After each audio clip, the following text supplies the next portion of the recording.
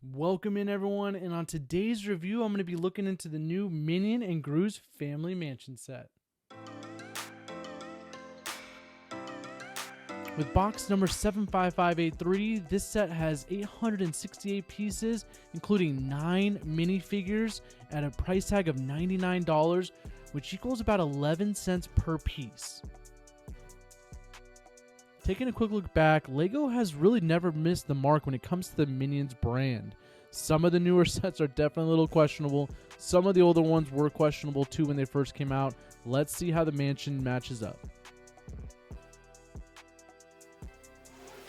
Now that our history lesson is over, before we move on to anything else, we need to talk about this box art because it's definitely something LEGO knocked out of the park. I love how colorful and bright this set is. It reminds me of the Simpson house when that one got launched.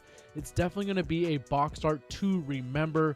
Compared to some of the newer sets that came out, the Star Wars ones, yes, the box art is in the right settings, but it's just not exciting, and it's definitely getting some pretty bad reviews. Flipping over to the back side of the box, you can already tell how good of a job LEGO did by displaying the specific features that the set does do.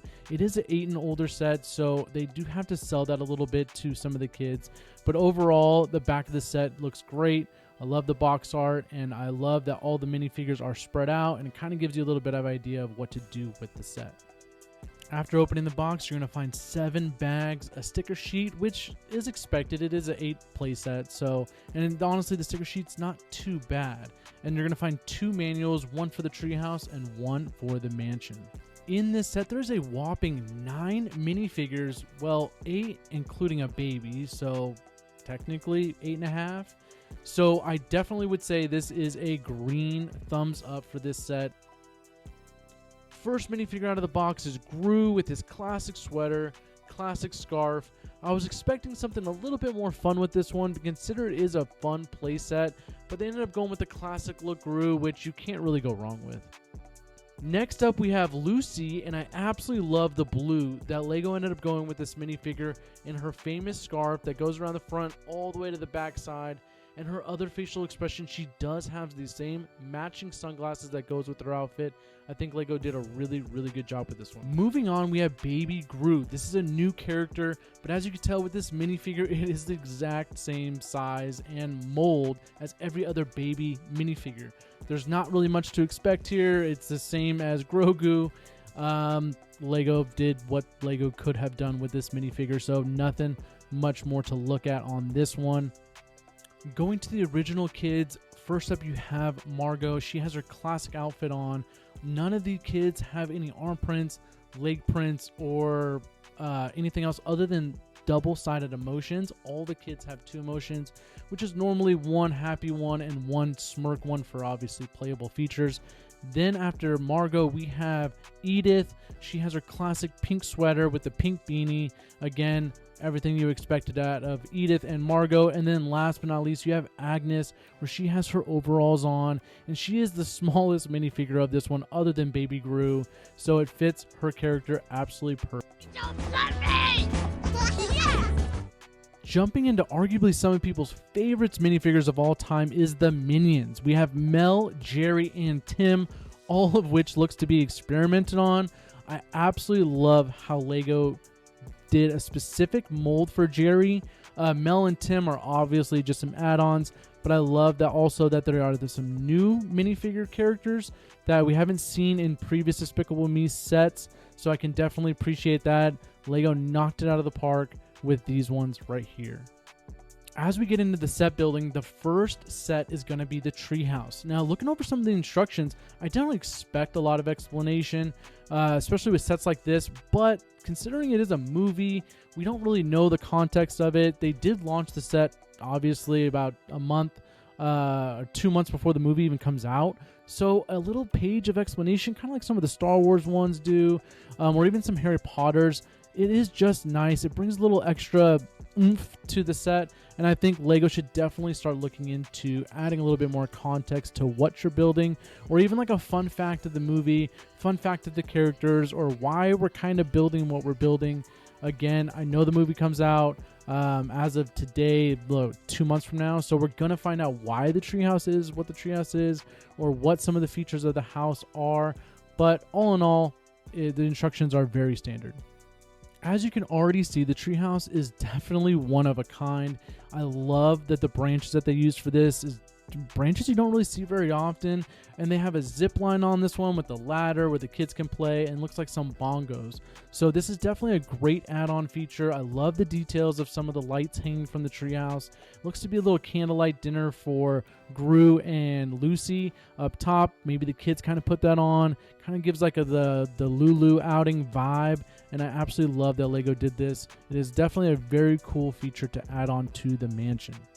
Now, jumping into a little bit more of the meat and potatoes of this set is the mansion. It's definitely more of a business in the front, party in the back kind of set. The front definitely gives you what you expect it to give you, not very much. But same thing goes with the movies. In the movies, the mansion looks like it does with the LEGO set. So it's exactly what to be expected, but you just know on the other side there's going to be tons of things to do, tricks and stuff like that. Let's turn this thing around and really get into it. Turning it around to the side, if there's one thing to complain about this set so far, it would definitely be the siding. Now, I understand that it's not a typical house where it's this big old, sides and roof all over the place. I totally understand that. It is definitely more of a play set for 8 and older. But I definitely wish the sides were to cover up just a little bit, or the roof had a little bit more of an awning to the back of the house, just a little bit, to give it a little bit more dimension, a little bit more display features and things like that. But once you get over that and you actually end up turning it around, you can tell immediately that there's different rooms, different features. There's swivels where they have different traps and different places where all of the family members can hang out. There is features like rooms for each person, and when you start putting the minifigures in there, you can definitely see it come alive. Down at the bottom, there are some swivels that swivel around. I don't know if it's a feature of the house from the show or if it's just LEGO kind of putting in some extra features for you, but I definitely love how they added to that experience, being an awesome play set. I think LEGO really knocked out of the park when it comes to play features. There's definitely a lot to do. Especially when you combine it with the treehouse, it is definitely a game changer. And lastly, you have the 3 bedrooms upstairs where you have the kids' room on the left, Gru's room on the right, and then you have the living room with the big red couch, the same one that you see in all of the movies. I love how LEGO put a lot of detail in some of these bedrooms to try to give you the best experience possible. Let's get into some of the grading aspects. When it comes to grading this set, I'm going to do play, display, minifigures, and price per piece. I know price per piece is definitely different for everybody, but it's a good standard to go off of, especially when you are under a budget sometimes, or you want a little bit more of an experience to last longer.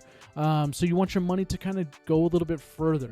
So for this set, play, I'm definitely going to give this an A+. It has way too many features to give this anything less than an A+, especially for under $100.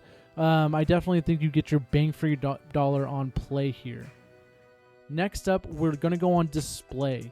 So display for this one is as expected. It's not going to go next to your TV in your living room or on your mantle above your fireplace, but it's still a pretty nice set. It's definitely going to go in a cabinet, bookshelf, or if you are buying this for a child, it's going to be in their playroom or bedroom, played with anyways. But if you're like me, obviously we display it, we don't really play with it, so it does look pretty good.